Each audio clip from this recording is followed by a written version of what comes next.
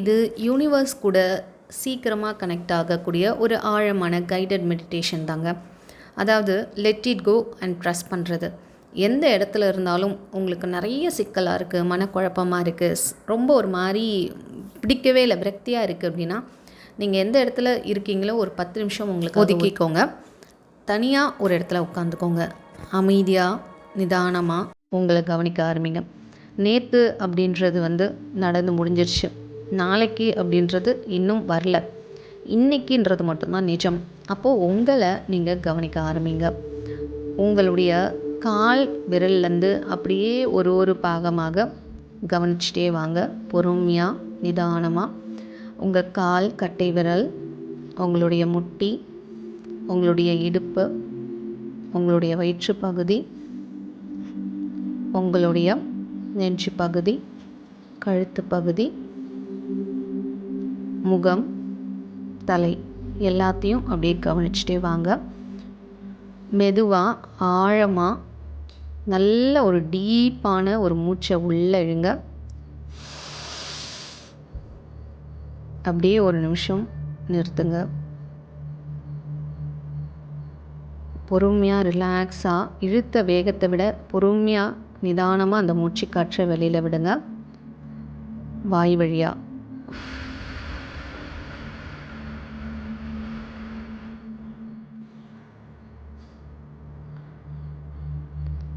இப்போது ஒவ்வொரு மூச்சு காற்றுலையும் நீங்கள் சொல்ல வேண்டியது, இதோ இந்த மொமெண்ட்டில் நான் வாழ்ந்துட்டுருக்கேன், நேற்று போயிடுச்சு, நாளைக்கு இன்னும் வரல, இதோ இப்போது இந்த நொடி தான் உண்மை.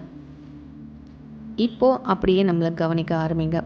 இந்த மாதிரி மூச்சு காற்றை ஒரு 5 தடவை இந்த கவுண்ட்ஸ் எடுத்துக்கோங்க. இப்போ அப்படியே நம்மளுடைய மனசை கவனிக்க ஆரம்பிங்க.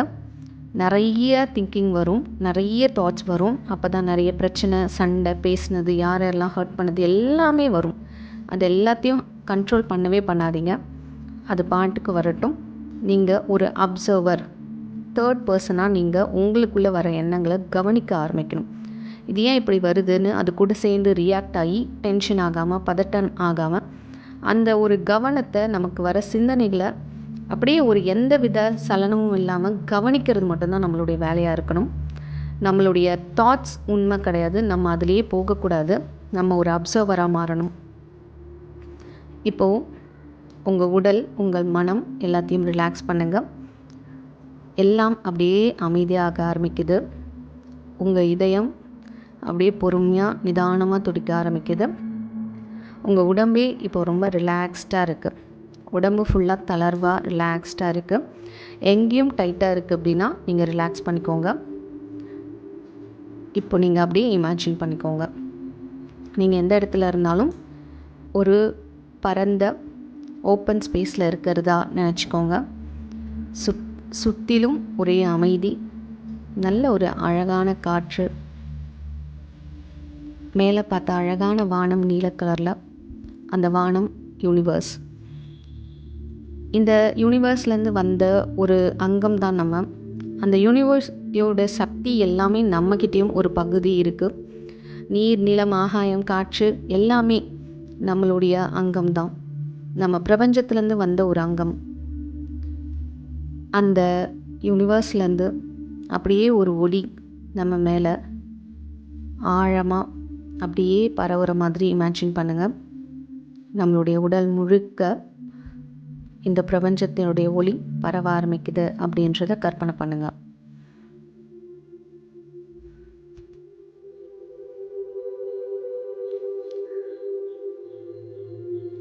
அந்த ஒளியானது உங்கள் உடல் முழுக்க உங்களுடைய ஒவ்வொரு இரத்த நாளங்களிலும் பரவ ஆரம்பிக்குது. இப்போ அப்படியே டீப்பராக சொல்லுங்கள், நான் இப்பொழுது பிரபஞ்சத்தோடு இணைகின்றேன். நான் இந்த பிரபஞ்சத்தோடு இணைகின்றேன். என் இறை ஆற்றலோடு இணைகின்றேன். நான் பாதுகாப்பாக இருக்கின்றேன். என் வாழ்க்கை முழுவதும் நல்லதே நடந்து கொண்டிருக்கிறது. என் வாழ்க்கை சரியான திசையில் செல்கிறது. எனக்கு எது நல்லதோ அதை மட்டுமே இந்த பிரபஞ்சம் செய்து கொண்டிருக்கிறது. எனக்கு எது சந்தோஷம் தருமோ அதை மட்டுமே இந்த பிரபஞ்சம் எனக்காக செய்து கொடுக்கின்றது. யூனிவர்ஸ் என்னை வழி நடத்துகிறது. நான் மிகவும் ஆழமாக நம்புகின்றேன். இதோ இந்த பிரபஞ்சத்தை நான் மிகவும் ஆழமாக நம்புகின்றேன்.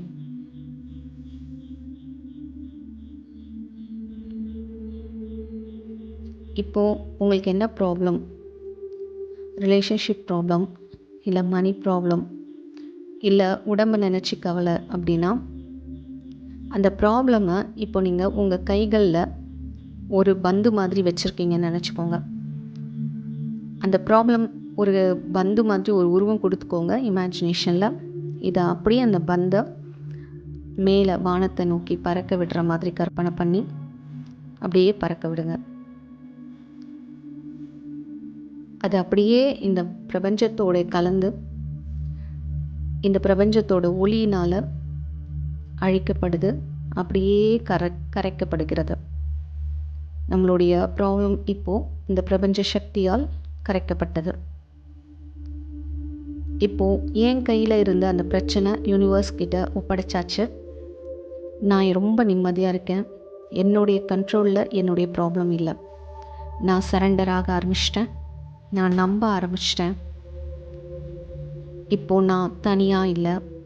எனக்கு இந்த பிரபஞ்ச சக்தி, பேராற்றல் அதிக அளவில் இருக்குது. எல்லாமே எனக்கு சாதகமாக நடக்க ஆரம்பிக்குது. எனக்கு வேண்டியதெல்லாம் என்னை நோக்கி வர ஆரம்பிக்குது. நான் எதுக்காகவும் ஓட வேண்டாம்.